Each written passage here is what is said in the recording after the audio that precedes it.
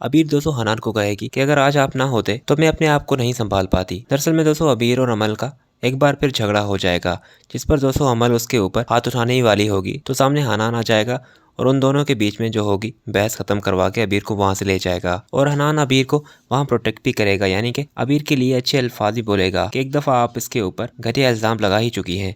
अब अगर आइंदा आपने ऐसा कुछ भी कहा तो मैं भूल जाऊंगा कि आप इस घर की बहू हैं, और वैसे ही पैसों का बंदोबस्त हो गया है, जल्द ही आप इस घर से जाने वाली हैं। और फिर दोस्तों इसी बात को लेकर वो कार में बात कर रहे होंगे तो अबीर भी उसे कहेगी कि पैसों का बंदोबस्त आपने कहाँ से किया। तो हनान कहेगा कि कुछ पैसे हमने अपने बिजनेस के कुछ शेयर से वो बेचे हैं और कुछ सेविंग्स पड़ी हुई थी, बस वही जोड़ के हमजा को दे रहे हैं, क्योंकि हमजा की वजह से दादू बहुत परेशान है और मैं नहीं चाहता कि उनकी वजह से दादू की और मजीद तबीयत खराब हो। जिस पर दोस्तों अबीर कहेगी फिर तो आपको इस तरह से कारोबार में बहुत नुकसान होगा। तो हनान कहेगा कि कारोबार के नुकसान से बेहतर है कि इंसान इससे तो जान छुड़ा ले अपनी। उसके बाद दोस्तों अगला जो सीन होगा वो हमजा और उसके बाप का होगा, जहाँ दोस्तों हमजा का बाप उसे कहेगा कि तुम जो चाहते थे तुम्हें वो मिल गया। अब मेरी भी तुमसे एक गुजारिश है कि अपनी शक्ल मुझे मत दिखाना, क्योंकि इस पैसों के साथ साथ मैंने भी तुम्हें इस घर से निकाल दिया है।